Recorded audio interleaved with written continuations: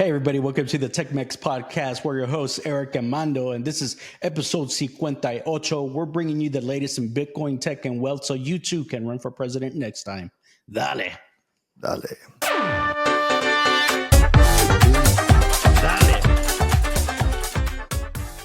All right. Dude, our friend Elon is all over the place, man. This guy, he does not sleep. What's up with him? 5 things that Elon has been on the news lately. 1, the DOGE, right? The Department of Government Efficiency.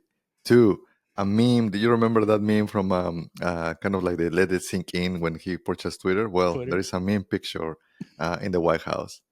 3rd, freaking Joe Rogan claims that Elon Musk had an app that he knew the results of the elections before, like it was declared 4 hours before. Then 4, he literally yesterday, he joined the meeting with Zelensky and Trump to try, I guess, to stop the war.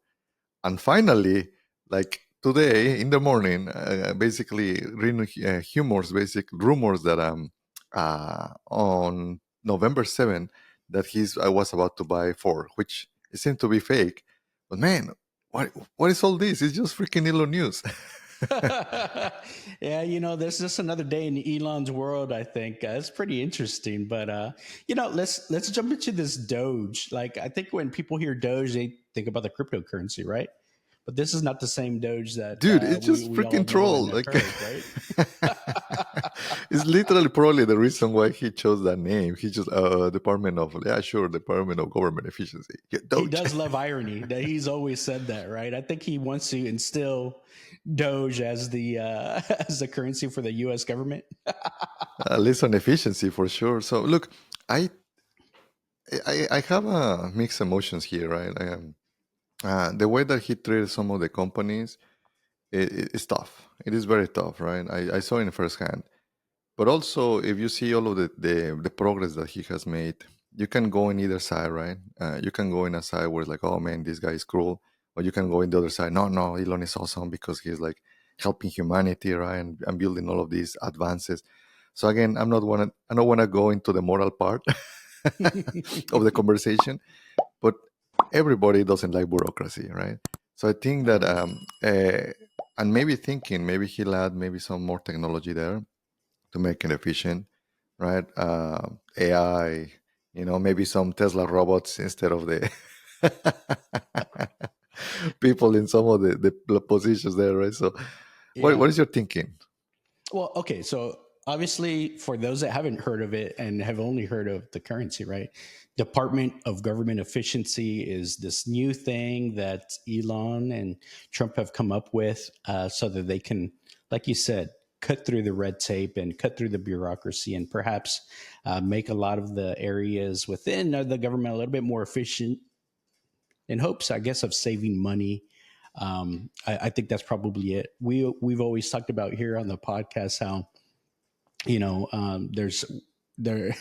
there's a lot of stuff going on with the economy, and that that we're not doing too great in that department. So anything that we can do in terms of efficiency with the government could work. So I think it's pretty interesting that they tapped Trump, that Trump tapped Elon to take this on. This would be a pretty interesting thing. Not exactly sure what he's going to start with first, but if I had to guess, it probably has to do with some of the things that impact Elon's businesses, right? So it might make some of those things a little bit easier for him to do work here in the U.S. We'll see how it turns out. Right now, to be honest, I'm glad that the elections are over, right? It's like you see all of these like tension between even families, like some people are blue, some people are red, or like, and like I'm glad that it's over. Yeah, there's been a lot of back and forth, and obviously the elections are very, very big news that happened this week. So, but we're going to talk a little bit more. So some of the things that we've got to look ahead. So Doge is one of these things. But did you happen to see this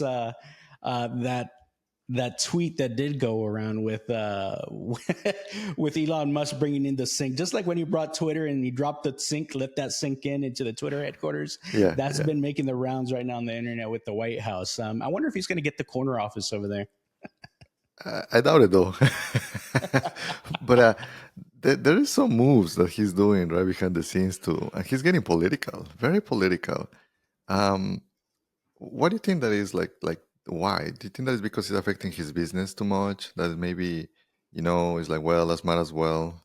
It's kind of stopping me, kind of blocking me. As might as well just get political in some the way he can wait onto that. Like, what's your thinking there? Uh, More than likely, yes. I that's kind of my initial thoughts. Is like, okay, he sees an opening to try and maybe manipulate or Mm.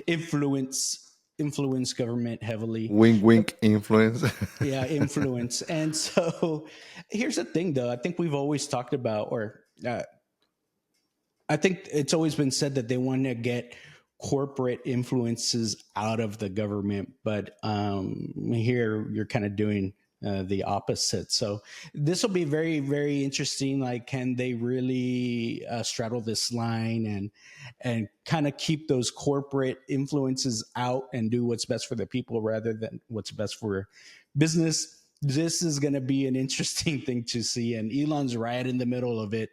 He loves to be in the news, and certainly this will make sure that he stays in the news for a while. For sure. I think that tell me what other CEO of a company is like in all of these, right? Like is also to be able to stop a war, right? Like in the case of being invited with Zelensky and Trump.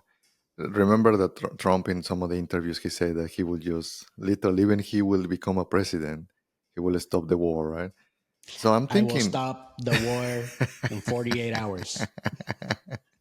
so I think that maybe what it happens is maybe some resources. Ukraine has lithium, right? So it has some deposits of lithium. Maybe that's something that they might cut a deal. It's like, hey, if you just sell this lithium to Tesla, and then we all just make money, America makes money, and you paid some tariffs to Russia, whatever, right? Whatever is the deal. But I feel that maybe that's the reason why he's getting involved, but it's like too close, man. Like, not sure if you saw one of the rallies from Trump's. Like Elon was like living it, like with his hands up, like the energy like pumping through his blood. You can tell that he's just loving it. I mean, yeah, I saw those headlines, man. He liked the spotlight, that's for sure. I think but we've already known that. So pretty interesting. It got his blood pumping. We'll see what it actually does. I mean, uh, he's he knows how to negotiate deals. Hopefully, he can do it on this bigger stage with everybody watching, and hopefully, things get better. Because right now, right, there's all this war and stuff going on. Maybe if they can figure out a way together to kind of make it all, everybody be happy and go on their way. Well, that would be a win-win, I guess. Yeah, so I mean, Elon from people throwing rocks at him and now throwing him and chanting his name, he has come across, come a long way. Well, you're always when you get to that level, you're always going to have both promoters and detractors, Sure. right? So he'll probably still get rocks thrown at him, but at least some folks are still chanting his name. I mean, yeah, he needs to up his security team, right? But Yeah, I mean, I think that he's gonna be the first trillionaire. I mean, I can see it like easily, right? He's in yeah. 200 meals, but with If Sailor Tesla, doesn't beat him, that's true too, right? So it's like hmm if but most of the money is for MicroStrategy. Well, he owns a good portion of yeah, MicroStrategy. We'll see. yeah. Either way, I mean, they're neck and neck. You can see kind of the both of them getting there. So it's pretty interesting. Sailor's taking a little bit less hands-off approach.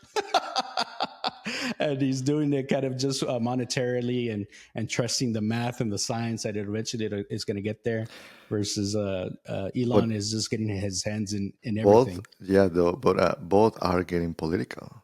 If you notice, Mm, Sailor is just hitting like in the SEC, the fintech and regulations and the yeah. options and all of that, right? So, and Elon is kind of the other way. So it's very tough because I mean, we are entrepreneurs by heart, and governments are here to kind of help to make sure that the rules are fair, to be able to kind of help uh, to regulate. Basically, that's the word, right? And to govern. So it's tough, right? Because and again, you can see from different perspectives, right? We are, I guess, technocrats that we like technology and all of that, right? So, but it's just interesting that now you see waves of different politicians where, in some point, they were lawyers, right? Most of the presidents and senators and all of that, they were lawyers. Then there was a time that was almost like doctors, right? Like you start seeing a lot of like PhDs and even like MDs too. And I feel that now is kind of the wave of engineers slash techies. You start seeing it with freaking Mark Cuban too, trying to get into politics. He's also techie, right? And it would not surprise me that freaking Mark Zuckerberg suck. The suck. The reptilians suck. he, he became a Chad, man. So it's like Right, he's got literally that like gold chain going on, the right? gold chain and the hair, like. Anyways, I think that he's preparing as well to have a ramp up to be political too. So I see that wave on all of these tech billionaires maybe getting into politics. Yeah, technology's pervasive, right? And so government has always been seen kind of as a laggard in a lot of areas, right? So technology is going to hit them last, or adoption will hit them last. So I think it'll be good to see maybe some of the technology now becoming creeping in, making things more efficient, making things go faster, or making things easier. There's going to be some opportunities there for sure. So I don't think it's going to be difficult to improve things for the new DOGE, the new DOGE office, the Department of Government Efficiency, because there's probably going to be some low hanging fruit there for him to kind of try and do, right? So I think there's ways to probably lower costs, hopefully without having to like fire people and things like that, or Yeah. just make them more productive. Um, which department would you join? The Doge department or the Space Force? Space Force, man, that's easy. That's an easy. Dude, I actually tried to check like, okay, what it would take me to join a Space Force. They would not We're approve too me though. old, I I'm too think. old. I'm We're too too old. old. Yeah, I already looked. I looked into the CIA and stuff like that. It's like, no, there's age limits. They don't want old fogies out there doing work. That's that's like bad. Like I have a lot of experience. Like I want a Then you wake up uniform, like, oh, my back hurts. Oh, I can't go on the That's mission. your back. My back is good, man. So, talking about rumors, right? Um, like I said, this guy has been the whole week. There was another article, right, that they were trying to say that Elon was planning to kind of like buy Ford, like 100-year-old company, motor company. I mean, Ford is like $190 billion, man. It's like, It's an I OG. don't. It's the OG, right? Yeah. So, what do you think? Man, that's crazy. But here's the thing. So part of the story, if you go out and read about it, obviously it's not real.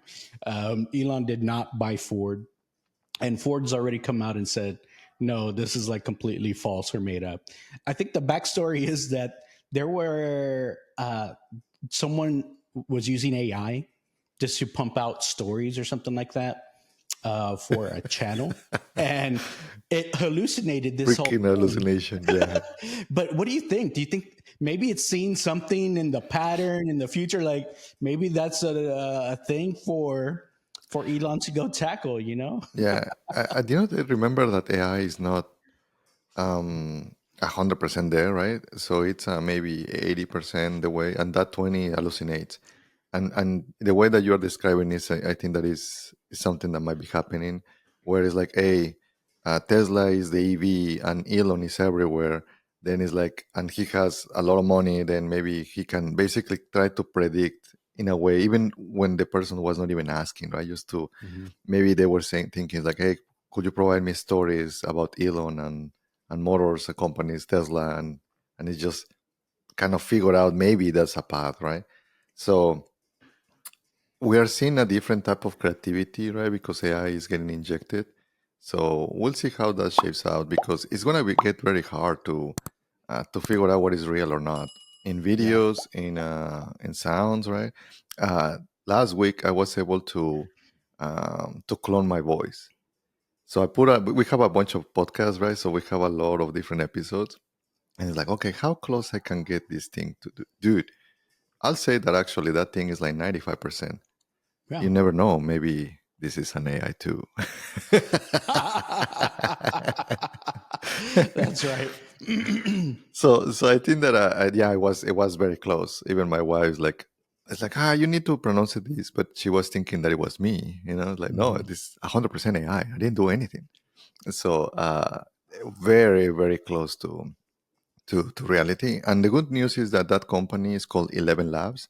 Mhm. Um, they actually verify you, so that you have to verify that is your voice, because I can see very quickly just getting in trouble, right? That company getting in trouble because it's like allowing other people just to misuse it. So, but yeah, it's getting crazy. By the way, I mean, 11 Labs had to develop this technology somehow. So obviously, there's ways of doing it yourself. That's the thing. That's what will get people in trouble, right? There's definitely pipelines out there where you can do it on your home computer, because actually, the voice cloning itself actually does, you don't need a very powerful computer for that. So I think we've experimented with some of those things like that. You may have seen some of our videos previously with Michael Saylor and things like that. So you Michael know, Seller is a bad rapper, by the way. yeah, he doesn't do too good, but all that technology is out there. It's pretty interesting.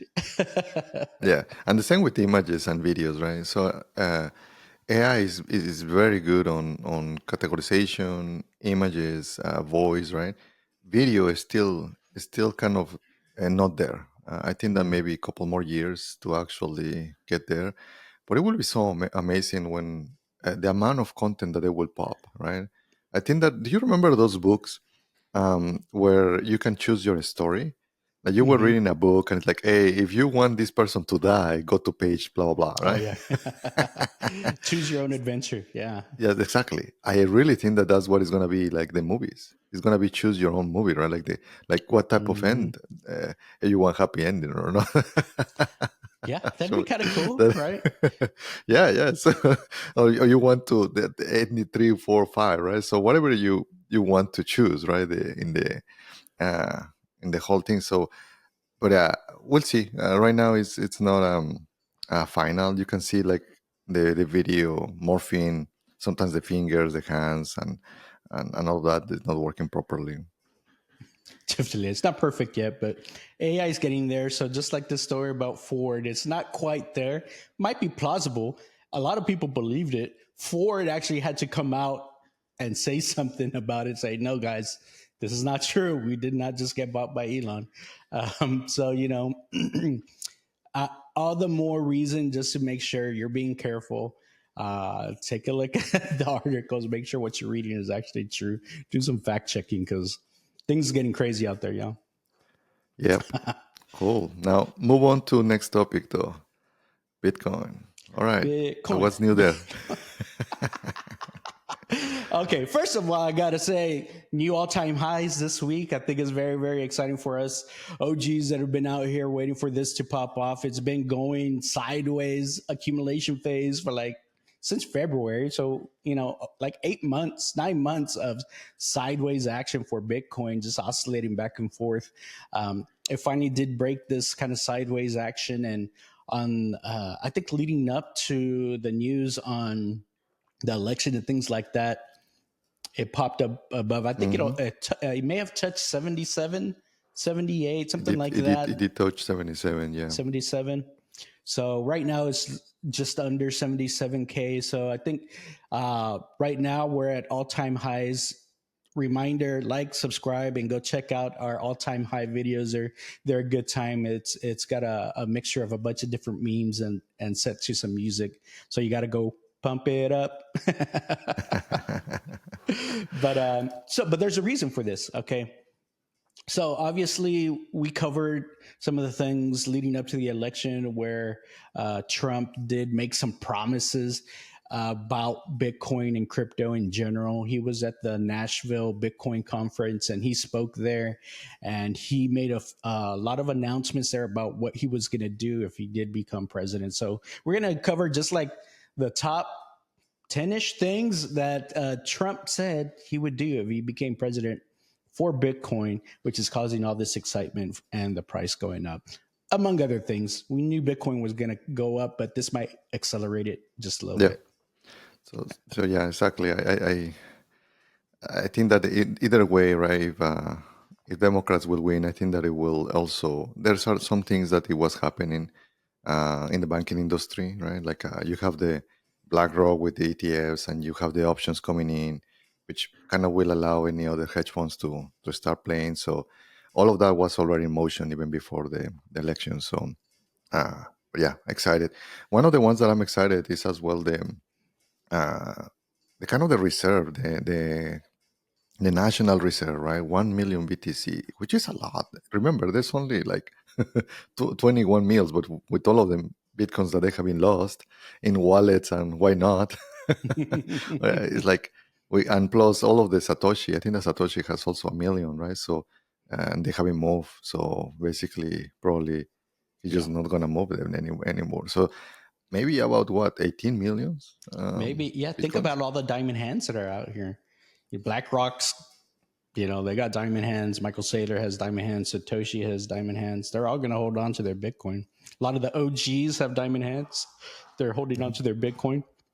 Yep. So the supply shock is here.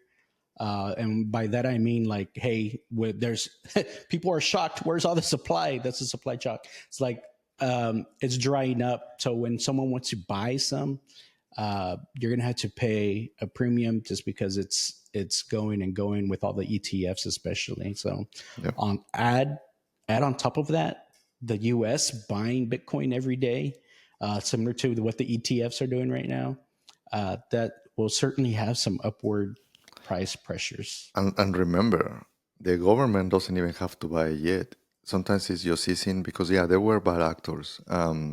We have been here in this industry for a while, and that kind of always pisses me off. Like, oh, Bitcoin is for criminals. Like, you know, actually, you can even track the wallets and what is happening with the money, right? So you could even do some things. Yeah, sure, there is some privacy that you don't know who owns a specific wallet, but the ones that you know, like you can track every single like Satoshi, right?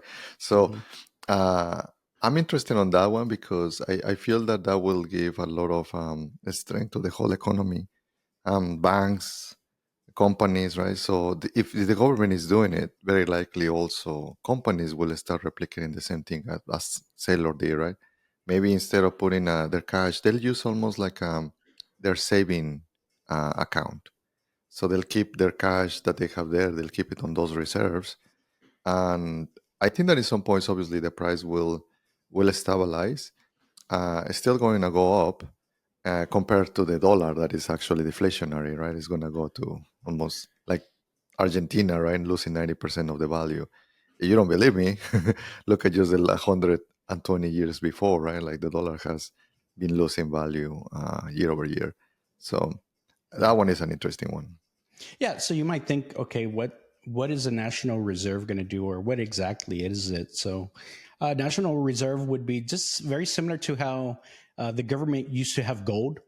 They used to have a gold reserve where they could say, okay, we're we're giving dollars out, but we're backing it up in gold. So your dollar represents an actual bit of gold. That's not the case anymore, obviously, for the last, 50 or so years. But the thought behind that is that the government will have a reserve of Bitcoin, and that will represent the strength of the government, the strength of the economy, things like that.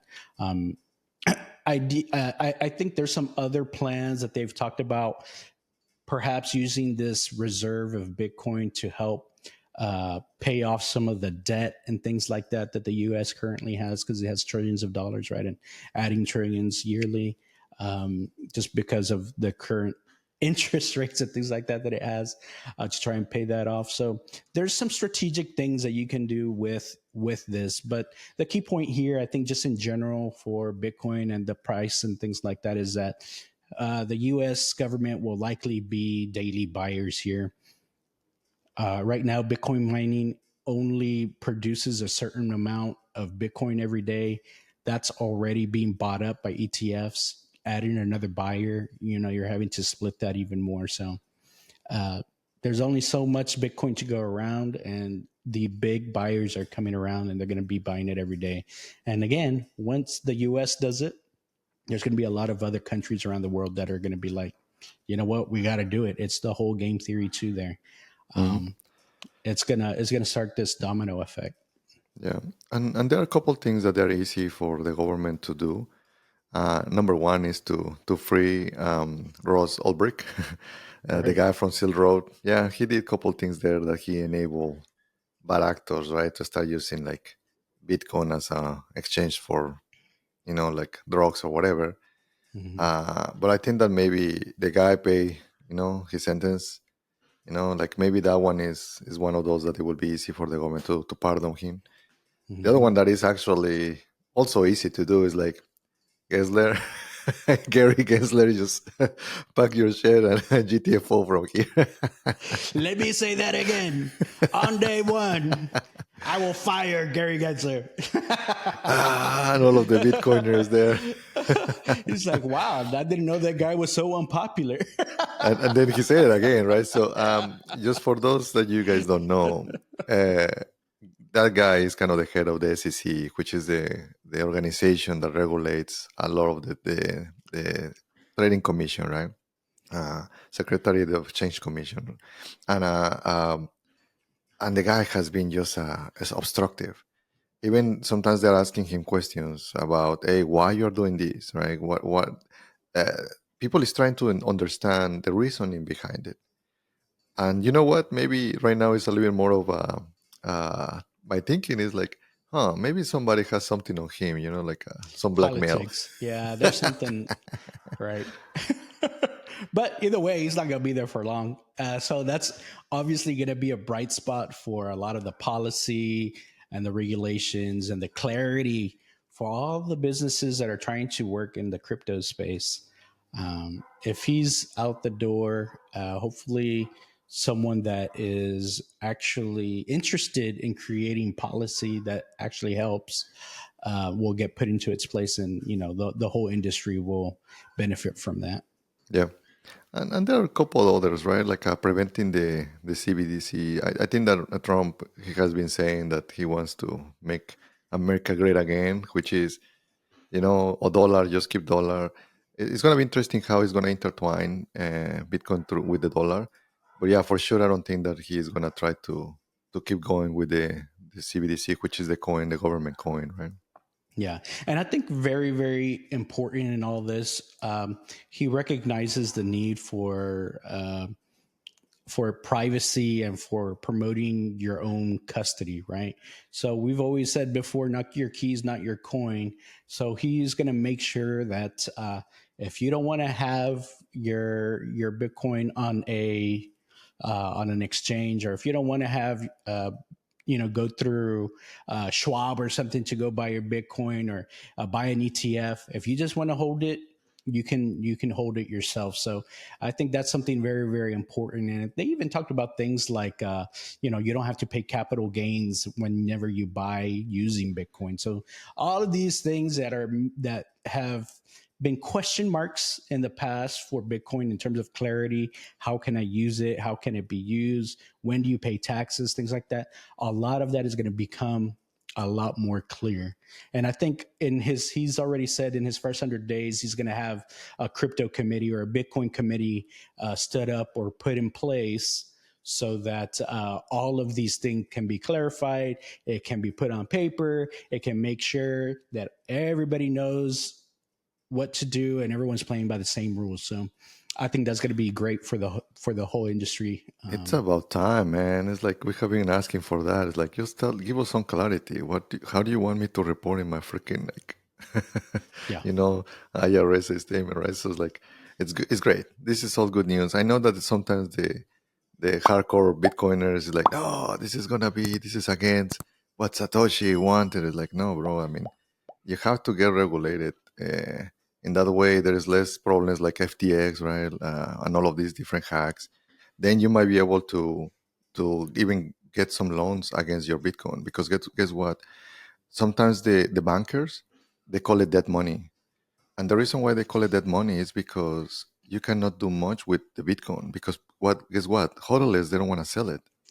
But if nobody wants to lend you against it, then it's like you cannot get cash flow, you cannot get loans, you cannot get all of dividends, right? So it's like literally just dead money. So all of these regulations will allow us to be able to even live out of our own Bitcoin, right? So it's good. It's good for the ecosystem. Yeah, I think so. All this to say, like, there is very, very positive movement in the space in the US now. At least that's what folks are expecting. Trump has already said he wants to make the US or America number one in Bitcoin in the whole world.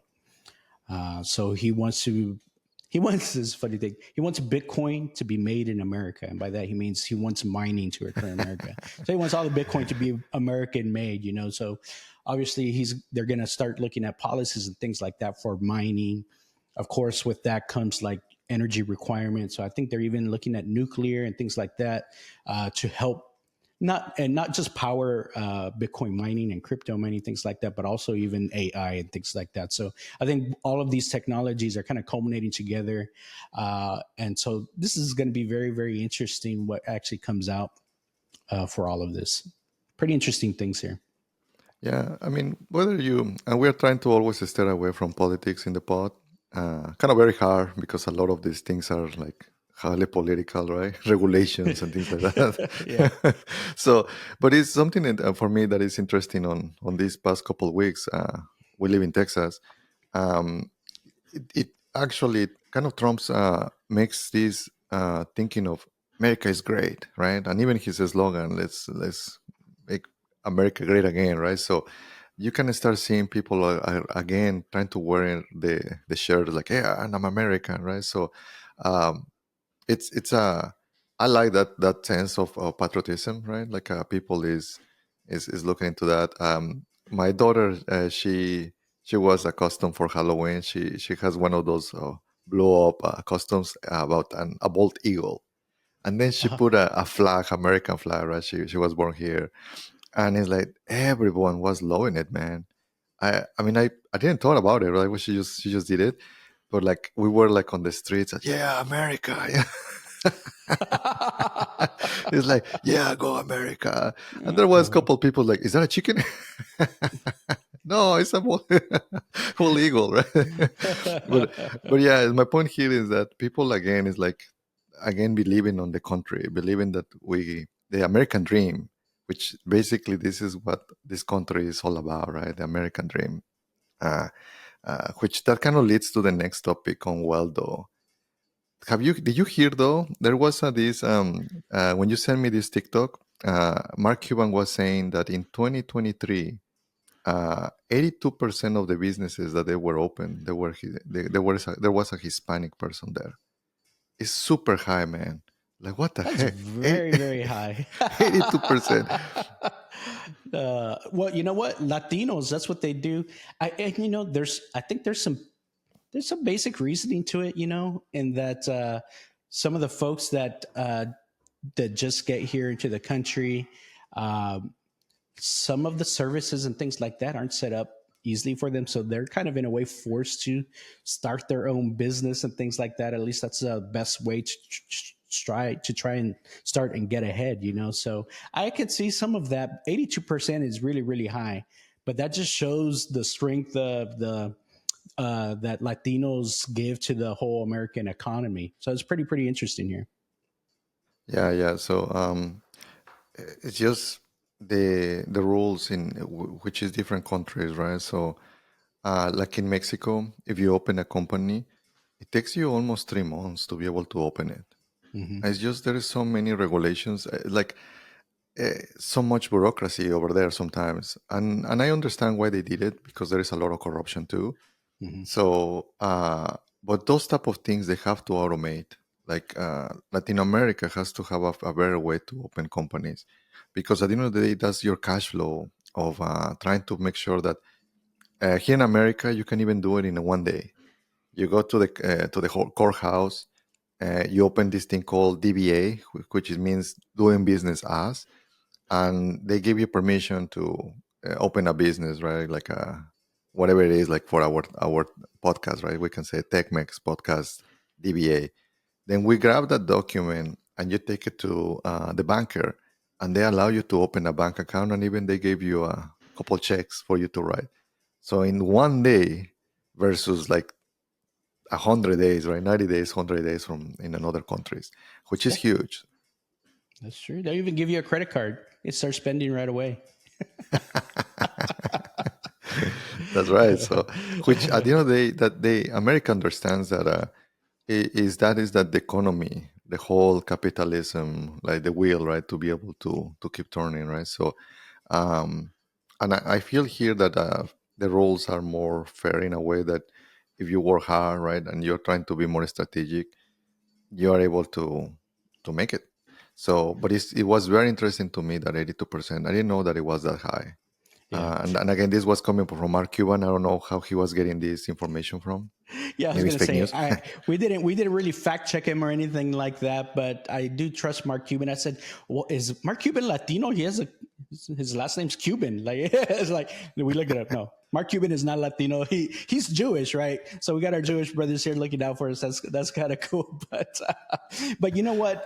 So we did look up some other stats. We do know that.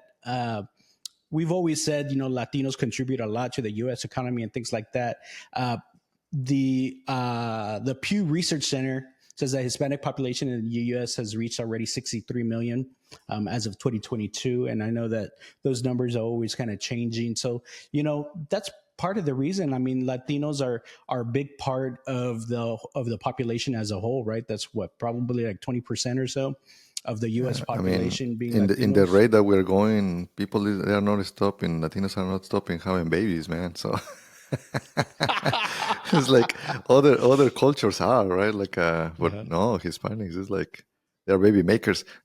Well, that's true. But it's also worth noting that there's a lot of different types of Latinos. I think we've seen that usually Latinos are kind of put all in one bucket, though we do know there's quite a bit of diversity just because there's so many Latin American, South American, Central American countries, right? Uh, Here in Texas, we do see a lot of Mexican just because we are so close to Mexico. But in Florida, like you do see a lot of other like Puerto Rican, Cuban, things like that. California, there's a big diversity of different cultures just within the Latino segment, right?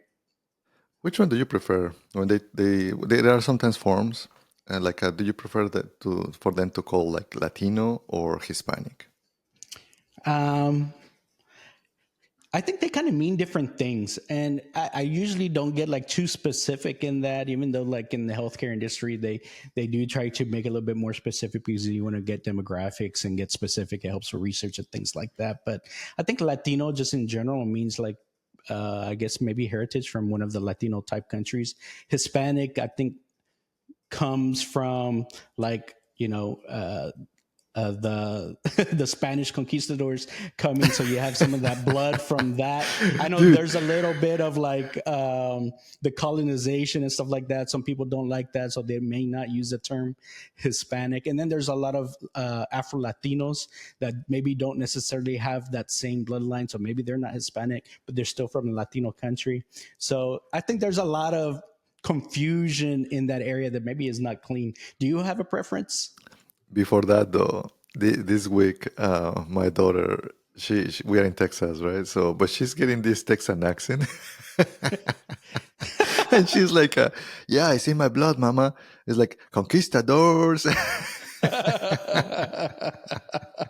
So yeah, I guess my she is gonna be a mutt, like a blood from like Vikings and like Aztecs, because That's a beautiful thing. Take all the strongest bloodlines in the world. including Aztec Viking, conquistadors man. too, That right? sounds. She should make that her call name on social media. Aztec Yeah. Viking. So I don't know. For me, it resonates more Hispanic. Maybe Hmm. because of because I was born and raised in Mexico City, very close to the pyramids over there, right? So like only a couple hours. So I went not often, but I really like that part of the ancient aliens. Who knows, right? So, so Okay, you got reptilian in you too. Okay. there is like 1 or 2% that they haven't seen in my DNA. What the heck it is? So maybe Manda's an alien too. It's too funny. So Yeah. yeah, it resonates more Hispanic to me. It's not that I haven't done any research, right? I like literally it's just what resonates, and for Mhm. me, it's more like a pre-Hispanic culture, right, and things like that. So for sure, there is other terms that they have been using, right? That is like, man, like why you keep creating terms, right? It's like just whatever, right? So sometimes cultures it shifts in different ways, but yeah, it was very interesting that going back to the wealth, it's a good amount now. It's growing the Hispanic population, so no wonder why there's a lot of business created by Yeah. our culture. I mean, so you might say, okay, right, we top line 85% or 82%, whatever it is. Um, big number, right? So the next thing you're thinking, okay, population. Well, 60 something million like Hispanics here in the US. Okay, that's like maybe 20% or so. But of those Hispanics now, we're seeing that there's the education is also rising within that segment, within the Hispanic. So that could also maybe be part of the reason why we're seeing maybe more businesses, right? As Latinos get more education and get more degrees and things like that, maybe they're getting better jobs, and then maybe they're getting more funding and things like that to start businesses. So that could also be another reason for this. We've seen that. There has been a rise of Hispanics. Now we're seeing about 20% of Hispanics having college degrees. That's up from 13% from 2010. Now in 20 from a few years ago up to 20%. So I think that's it's what you would expect to see as Latinos are being born here. The kids are growing up here. It's normal American culture, going to school, getting degrees. I think that's some of the what you might expect. So you're going to see, I think, part of this, but I think there's that extra, I guess, in our culture. There's that entrepreneurship bug, I think, also, because I think that's something that you see in a lot of, even like, I know family that I have in Mexico, they're also like trying to build businesses and things like that. So I think that's something that maybe just is ingrained in part of the culture, right? What do you think? Whether we like it or not, it's actually coming from the conquistadors, right? Those guys were just sending a ship, and they burned the the ships, right? Like it's like literally you're going to new land. You have to discover. You have to, Yeah. like to make it. So I think that like joking here is like part of that, right? And also you have that spirit to be able to make it. So, and sometimes we don't realize that there's a lot of Mexicans behind the scenes building amazing things. People might not even realize that when they go to Google, think a Mexican. Why? Yeah. There is this guy, his name was Hector Garcia Molina, right? He's one of the professors that help and to kind of guided Sergey, basically the founders of Google in 1993. So this guy was studying on Monterrey, and there's a lot of things behind the scenes. When you see also your TV that is color, it's like there was a Mexican there. So I sometimes I feel that we don't get a lot of recognition. We just get a stereotype in certain things, certain areas. And I feel that you'll see it across, in tech, in medicine, all over the place. Yeah, I think it's very true. And by the way, there's uh, Voces in History or something like that. It's a PBS special, John Leguizamo. It shows kind of how the Latinos helped build the U.S., helped build America. Very, very good. Very, very good show out there if you want to kind of see kind of the role that Latinos took in the whole history of the U.S. and things like that. I know a couple of the people that are involved with that, so go check it out, go support it. It's very, very interesting. It's on PBS. You can find it, I think, on YouTube TV is where I see it, but you can see it. It's called, I think, Voces de Historia, something like that. Very interesting. To your point about, not really realizing the role that Hispanics or different Latinos have taken in the history of the world, really. Yeah, and once again, right? Like I was in X corporation, right? In Yahoo, right? So it's like there's a lot of Hispanics also helping, right? To be honest, not as many as I would like it, but it's like there is people there, right? And that's the reason why we are doing this pod, right? To make sure that you guys can see that it can be done and it's everywhere. Yeah, for sure. So I think one of the other reasons that maybe we're seeing some of the uptick in Latino businesses or Hispanic businesses is that there's more, more Hispanics are getting their citizenships and things like that. So I think it's up to 81% now are actually citizens. Obviously that helps once you become a citizen.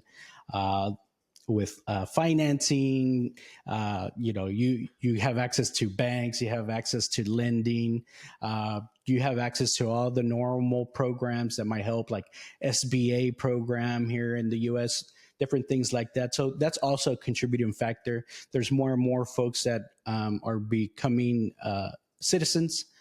So as that number goes up, obviously also it's going to help drive that business growth. I don't know, man. Maybe with our new ruler, I might have to record in a different place. Had to be really remote. I have to be really remote, right? Like if they take my citizenship away, huh? So we'll see. Yeah. I'm not scared though. I feel that at the end of the day, sometimes it's even media trying to do that. If that happens, I'm a citizen of the world, right? So it's like, Europe, here we come, right? Next. Yeah, exactly. So, just go back to my Mexico, right? Mexico lindo y querido. So, we'll see what the future holds. Yeah, right now it's a little bit, we're a little bit unsure of how that all is going to work out, but we'll see. We've got to make our contingency plans, right? Stay strong, my friends. Is that like the Tecate or like? Yeah, I know, right? Dos X. I think that is a Dos X guy. Right. Stay thirsty. Stay thirsty, my friend. All right, man. I think that we have a good one. Yeah, I think it's pretty good here. I think for those of y'all, if y'all enjoyed the content today, just remember to like, subscribe, and comment. We love to hear from y'all. I'll do my plug also for our all-time high videos. Go check them out. And I also want to mention that we've got a new channel sponsor, CT Mods. They are having an early Black Friday sale where if you've got a Cybertruck, they also do things for some of the other Teslas, but if you got a Cybertruck, you can get up to 30% off on some of those things. We're trying to see what we can get in here so we can show you some of their stuff. But go check them out. Our code is MEX22. I think we'll get like a 5% cut or something like that. So every bit helps to support the channel. But I think that's all we've got for today. Dale.